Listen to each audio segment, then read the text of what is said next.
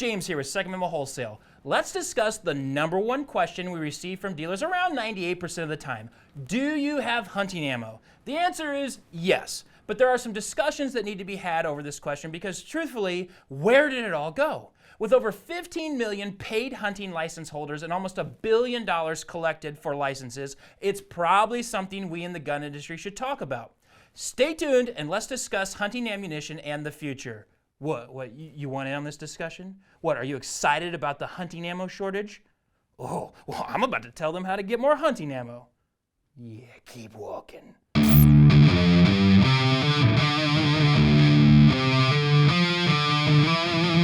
So let's look at some numbers here. A 5-year report from the U.S. Fish and Wildlife Service survey shows from 2007 that 101.6 million, or 40% of Americans, participated in hunting, fishing, and wildlife activities. And from this we can see where participants spent $156 billion for those activities. So let's break down those numbers specifically to hunting. From the U.S. Fish and Wildlife Service's national hunting license data, we can see that in 2021, there are 15,202,000 paid hunting license holders. I guess I'm not a part of that because I haven't bought all my licenses yet. But anyway, when it comes to highest amounts of paid hunting licenses, we are looking at you, Texas, with the highest at over 1 million licenses, with Pennsylvania and Georgia hot on your tail. But if we look at percentage of population that hunts, oh boy. The trophies go to South Dakota with 24.1% of the population hunting, Wyoming at 22.7%, and Montana at 21.1% of residents with paid hunting licenses. Now that doesn't seem surprising since those are lower population states with amazing hunting opportunities, but those are the numbers. I think we have some numbers now to know that hunting is popular regardless of any silly media station saying otherwise. But we have a problem. There is without a doubt a shortage of hunting ammunition. And really the first question is, why? A majority of the reason truthfully is COVID and what it did to supply chains around the world. Add in some regulations that have been put in place by the government, and less people working right now makes it very hard for ammunition manufacturers to keep up or replenish the supply. This also brings about the discussion of government weapon contracts and the calibers that are prioritized first, being NATO calibers. There are discussions out there that this is true or it's not true, or it begs the question, are NATO calibers of ammunition prioritized first right now? As we see it here, yes, we have a steady flow of NATO caliber ammunition, literally weekly. So with that being said, the next question is, how do we pivot to still hunt? Let's talk about big game hunting and the most popular of those in the United States, white-tailed deer.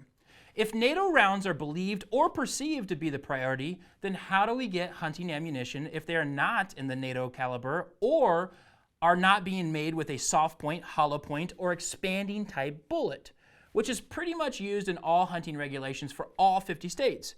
Some states use SP and HP ammo literally written into regulations. Some do not. Some specifically state FMJ is not allowed. So there's not really a generalized answer when it comes to state-specific regulations. But we do know this. If hunters want to continue to hunt the way our older generations hunted with guns like the trusty 30-30 Winchester lever action, 243, 30-06, etc., it will be tough. At the time of making this video, those calibers are hard to find, and when you do, 30-30 Winchester, you're looking at like $250 a round, and even over $100 for a box of 20 rounds. Oh, that gives me a shivers. Hey, if you're a dealer making that, good on you. But it seems gone are the days you grab a box of 20 rounds off the shelf at Walmart for $13.99 and hit the woods. Now, personally as a longtime hunter, until supply catches back up, I have come to the decision that the 30-30 is going to hang on the wall as a reminder of the good old days. The 30-06 stays in the safe until I go north to hunt in the Arctic, and I have completely changed over to the 7.62 by 5.1 NATO or 308 round. I have had no trouble finding this round for a reasonable price, and it jives with the whole buy NATO rounds advice. Is that the only answer? No! Just my own personal path. And as I, a hunter myself, have pivoted with the market, I have found myself reading a lot more about regulations by state. Disclaimer, I do not know every state's regulation, and most of this is interpretation of regulations. I am not a lawyer or a conservation agent. Cue the legal jargon in the itty-bitty print on the bottom of the screen. Please check with your local regulations, but here's what I have found. I called the local wildlife law enforcement division for our specific state to get an idea of what they are looking for when it comes to expanding type bullets. Their answer is pretty easy. Look at the list of prohibited methods and you'll find full metal jacket. After that, it's open to interpretation on purpose, so the regulation doesn't have to change all the time. They stated that technology is changing so fast and manufacturers come out with new ammunition every year, so they try and keep it easy with the vague regulation, but stating not to use full metal jacket. And it really comes down to a humane way of harvesting the animal. But I will still ask the question, given the choice of purchasing a legal box of ammunition to go and hunt with at over $100 a box, or purchasing full metal jacket ammo at regular price and using that for target practice and maybe hunting, what do you think Hunter Joe Schmo will do, especially if they are hunting on private property? I will not answer that, and I do not advocate illegal hunting. But you decide in that, and if you've been stockpiling ammunition for the last 10 years, all of this is nil anyway. And here's something I have found as well that is intriguing. 223-556 is actually legal in more states than I assumed for deer hunting. Now, whether you agree with that caliber for deer hunting is on you, but the case stands that there are only 10 states that do not allow 223. A majority of the states have regulations like center fire rifles of 22 to 49 caliber. Now, some states require a certain minimum grain for that round, so I encourage you dealers to look into your state regulations. But there you have it. There is another caliber that may not have been as popular in the past that can be used to hunt. Now, you may have been wondering, what do these two firearms on the table have to do with anything? Well, I will explain. This is an example of a firearm we sell here in 7.62 by 5.1 NATO 308 caliber that can be used to hunt, but may not look like your traditional setup.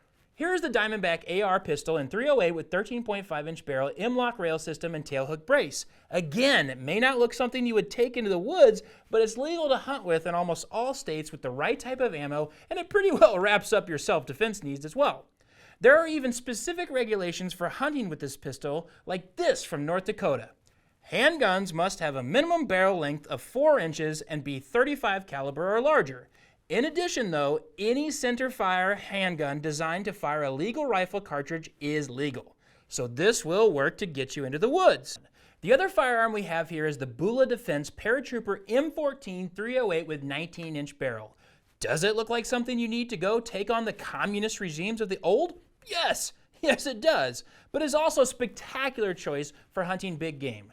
Since 1959, the U.S. rifle 7.62mm M14 has proven its worth in continuous service with the military. This too is ready to get you into the woods. We also have a variety of ammunition for hunting that can be utilized in certain states besides the hollow point and soft point that we sell. We just don't get that as often. And I know I'm opening up a can of worms on the subject of open tip match ammunition. I have spent hours reading both sides, whether they are good, bad, can't kill, enough to kill, not enough, military snipers versus using them with hollow points or not hollow points.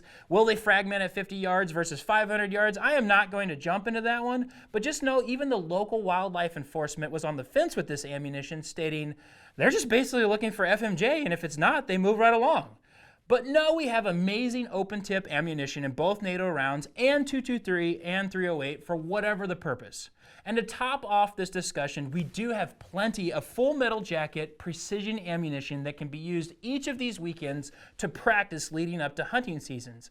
I was in the vicinity of the local range the other day and it sounded like World War III, so people are starting to practice. So now, the answer to the question we get here most at Second Amendment Wholesale is yes, we have hunting ammunition. It may not be in the traditional sense of hunting ammunition, but it can be used to hunt effectively, especially in the current state of the industry. And as this is a discussion, look below for some links to a lot of what I spoke about in this video. Let's keep this discussion going. Maybe it doesn't look like it used to, but given the choices and the decision to get out in the wonderful, marvelous outdoors and hunt, it's an easy decision for me, and hopefully you can help your customers answer the question as well. Good luck out there, dealers, and good luck to all the hunters out there. It's going to be an awesome season. Oh, you're back. Did you hear what I told them? I told them how to get lots of ammunition. Yeah, run.